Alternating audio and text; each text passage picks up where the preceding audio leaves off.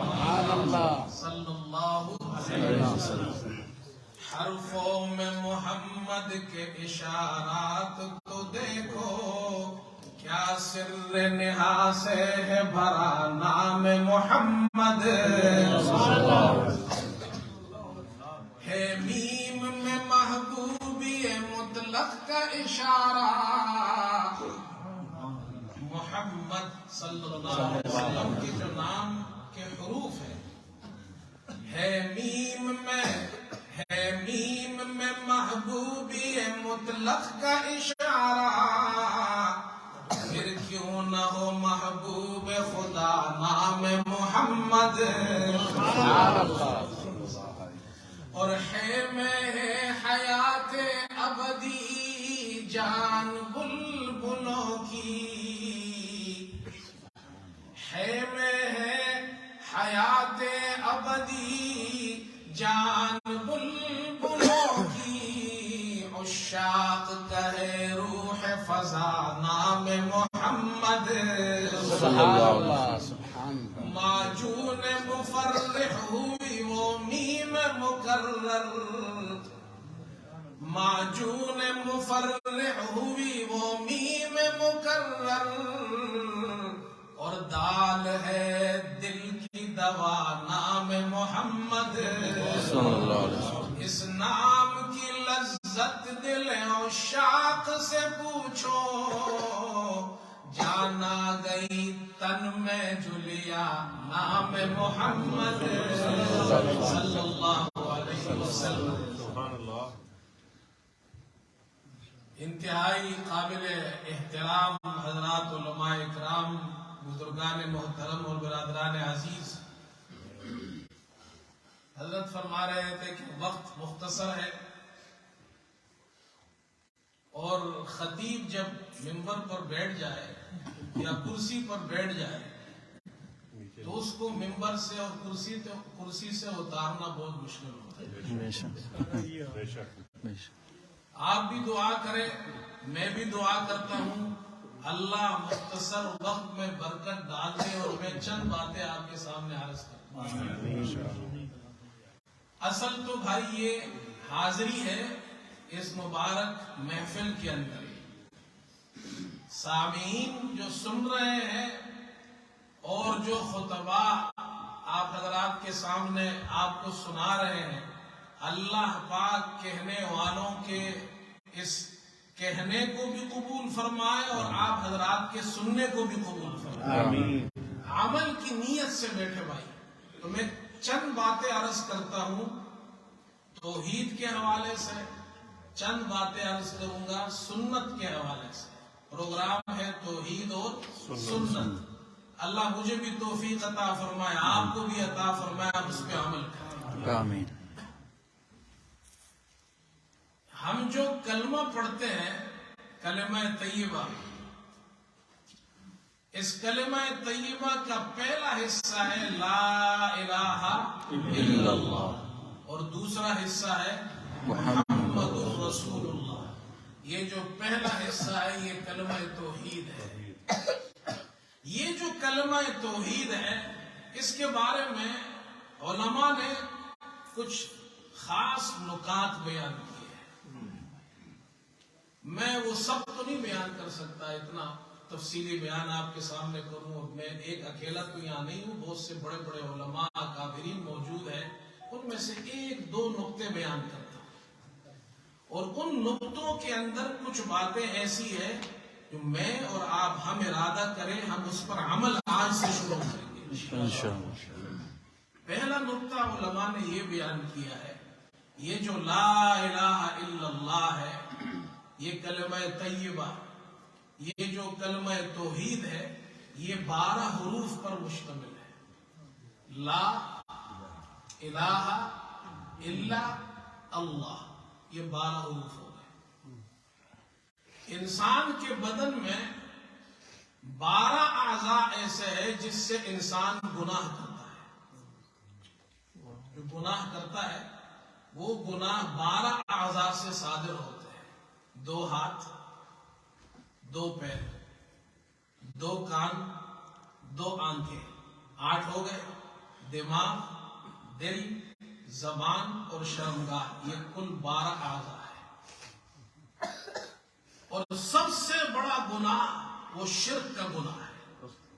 اب اس 12 کلمے والے 12 حروف والا کلمہ بظاہر ایک مختصر کلمہ ہے، لیکن اللہ نے اس کلمے کے اندر، توحید کے اندر یہ طاقت رکھی ہے کہ یہ انسان اگر اس کی عمر 100 سال ہو، 100 سال تک یہ شرک کرتا رہے، اپنے جسم کے اعضاء جو 12 اعضاء ہے اس سے گناہ اتنے کرے کہ گناہوں کے سمندر میں غرق ہو جائے، لیکن مرنے سے پہلے جب وہ یہ کلمہ پڑھ لیتا ہے تو اللہ اس کے 12 اعضاء سے کیے ہوئے 100 سال کے گناہوں کو بھی مٹا دیتا ہے۔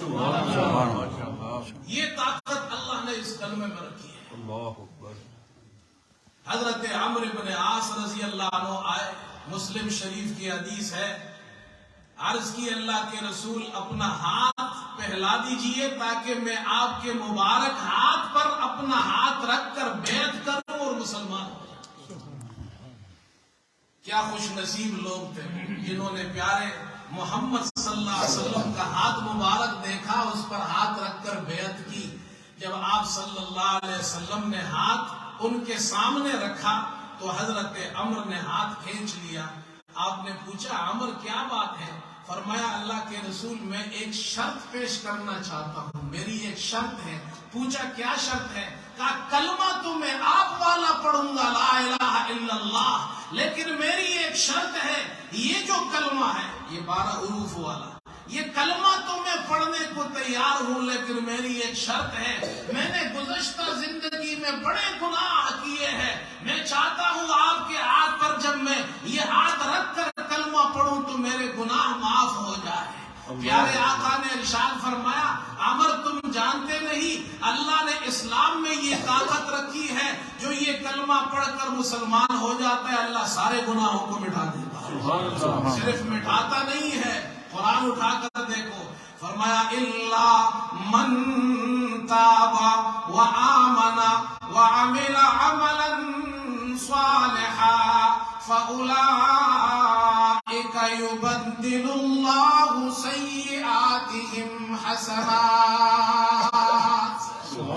جو توبہ کرتا ہے، ایمان لے آتا ہے، توحید والا کلمہ پڑھتا ہے، نیک عمل کرتا ہے، اللہ صرف گناہوں کو معاف نہیں کرتا بلکہ ان گناہوں کو، ان سیئات کو نیکیوں سے بدل ڈالتا ہے۔ یہ ہے توحید۔ ایک اللہ کو پکارو، اس کے ساتھ کسی کو شریک مت کرو۔ حافظ ابن کثیر نے واقعہ نقل کیا ہے، وہ واقعہ تفصیلی ہے۔ ہارون الرشید کی بیوی ہے ملکہ زبیدہ، انتقال ہوا، بیٹے نے خواب میں دیکھا، پوچھا اللہ نے مغفرت کر دی؟ فرمایا ہاں۔ فرمایا کس چیز سے مغفرت فرمائی؟ اللہ نے تم نے تو بڑے نیک نیک کام کیے ہیں۔ کہا بیٹا اللہ نے میری مغفرت، ان تمام کام اپنی جگہ، لیکن رات کو آخر پہر میں اٹھ کر میں 2 رکعت پڑھتی تھی، پھر محل کے اندر گھومتی تھی تو میں پڑھا کرتی تھی لا الہ الا اللہ اقضی بہا عمری، لا الہ الا اللہ ادخل بہا قبری، لا الہ الا اللہ القا بہا ربی۔ میں یہ توحید والا کلمہ صبح سویرے رات کے آخر میں پڑھ اٹھ کر یہ پڑھا کرتی تھی، محل کے اندر گھوما کرتی تھی، یہ توحید والا کلمہ پڑھتی تھی۔ اللہ کو یہ کلمہ اتنا پسند آیا کہ اللہ نے میری مغفرت کر دی ہے۔ فرمایا کہ یاد میں تیری سب کو بلا دوں، کوئی نہ مجھ کو یاد رہے، یاد میں تیری سب کو بلا دوں، کوئی نہ مجھ کو یاد رہے، تجھ پر سب گھر بار لوٹا دوں، تجھ پر سب گھر بار لوٹا دوں، خانہ دل آباد رہے، تجھ پر سب گھر بار لوٹا دوں، خانہ دل آباد رہے اور سب خوشیوں کو آگ لگا دوں، سب خوشیوں کو آگ لگا دوں، غم سے تیرے دل شاد رہے، سب کو نظر سے اپنی گرا دوں، سب کو نظر سے اپنی گرا دوں، تجھ سے فقط فریاد رہے، اب تو رہے بس قدم آخر ورد زباں میرے الہ، لا الہ الا اللہ، لا الہ الا اللہ، لا الہ الا اللہ، لا الہ الا اللہ۔ یہ اشعار تو کافی ہے، وقت نہیں اس لیے میں زیادہ نہیں پڑھتا، ہے کافی ہے۔ آگے چلیے، دوسرا نقطہ، جب آپ بریک لگائیں گے تو اس کے بعد میں بھی بریک لگاؤں گا۔ جی دوسرا نقطہ سنیے، سورہ اخلاص آپ کے سامنے میں نے پڑھی ہے۔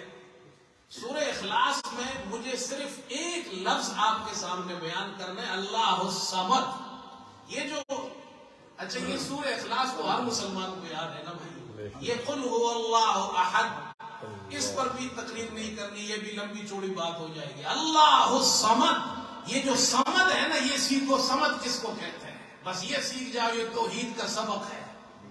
یہ جو لا الہ الا اللہ ہے، 12 حروف والا کلمہ، کتنے حرف ہے؟ 12۔ اس میں ایک اللہ کا نام ہے، اللہ، یہ اللہ کا نام ہے۔ یہ جو نام ہے یہ 4 حروف سے بنا ہے، الف، لام، لام اور آخر میں ہے اللہ، 4 حروف سے بنا ہے۔ یہ 4 حروف سے پورا یہ 12 حرفوں والا کلمہ بنا ہے۔ لا الہ الا اللہ میں ان 4 حروف کے علاوہ کوئی حرف نہیں ہے۔ اگر یہ 4 حرف اللہ نکال دو تو یہ کلمہ نہیں بن سکتا، 4 حرف ڈال دو تو کلمہ توحید بن جائے گا۔ اللہ نے، علماء فرماتے اس میں نقطہ یہ ہے کہ اللہ کسی کا محتاج نہیں ہے، اور اللہ کے علاوہ جتنے ہیں سب اللہ کے محتاج۔ اللہ کسی کا محتاج نہیں۔ اچھا پھر دیکھو، اللہ کے لفظ میں 4 حرف ہیں، الف، لام، لام ہے۔ اللہ اپنی ذات میں کسی حرف کا بھی محتاج نہیں ہے۔ سمجھو بھائی، علماء نے جو نقطے بیان کیے، یہ توحید ہمارے بزرگوں نے کیسے سمجھائی ہے۔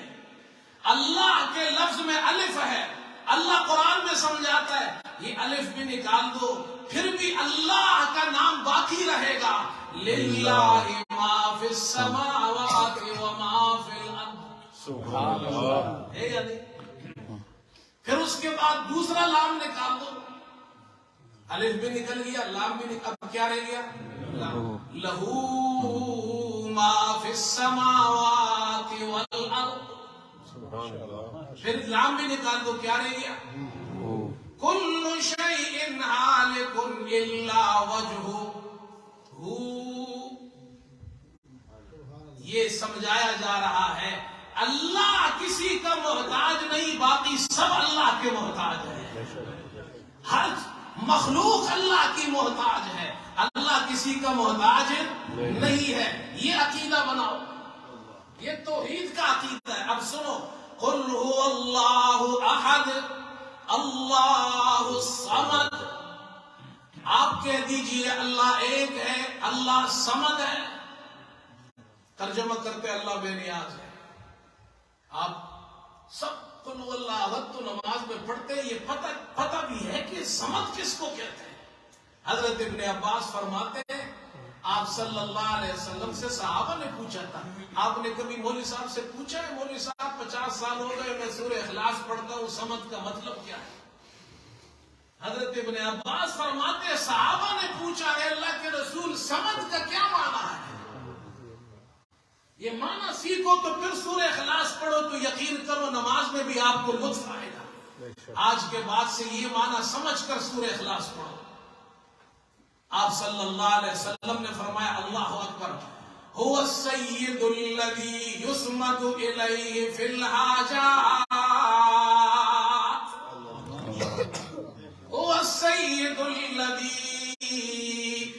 یسمد الیہ فی الحاجات، اللہ وہ آقا ہے، اللہ اکبر، یسمد الیہ فی الحاجات، جتنی بھی مخلوق ہے دنیا کے اندر، وہ تمام مخلوقات، وہ انسان ہو، وہ جن ہو، وہ انس ہو، وہ جن ہو، وہ جوان ہو، وہ بوڑھے ہو، مالدار ہو، غریب ہو، بادشاہ ہو، فقیر ہو، اولیاء اور بزرگ ہو، نبی اور رسل ہو، وہ سب کے سب جب اپنے ضرورت ان کو زندگی میں کوئی پیش آتی ہے، ان کو کوئی احتیاج ہوتا ہے، تو وہ اس اللہ کے طرف رجوع کرتے ہیں، اس ذات کو صمد کہتے ہیں۔ هو السید الذی یسمد الیہ فی الحاجات۔ اب قرآن دیکھو سمد دکھاتا ہے کہ اس سمد کی طرف انبیاء نے اپنا احتیاج اور اللہ کے سامنے کیسے پیش کیا۔ میں اس کے صرف ایک ہی حوالہ پیش کرتا ہوں، اس لیے کہ وقت زیادہ ہو جائے گا۔ صرف ایک ہی حوالہ سنو قرآن میں، اپنے مسجدوں میں جا کر پھر اپنے علماء سے پوچھنا کہ وہ ساری مثالیں آپ کو سمجھائے جو اللہ نے سورہ انبیاء میں اتاری ہے۔ میں صرف ایک مثال پیش کرتا ہوں کہ انبیاء بھی اللہ کے محتاج ہیں، اور کیا ہے؟ اللہ اکبر۔ آج کل تو ویسے ہی ٹینشن کا زمانہ ہے نا، یہ وظیفہ بھی یاد کر لو۔ حضرت یونس علیہ السلام مچھلی کے پیٹ میں ہے، واقعہ آپ نے سنا ہے، اور اندھیرا، رات کا اندھیرا، مچھلی کے پیٹ کا اندھیرا اور سمندر کا اندھیرا، کتنے اندھیرے ہو گئے؟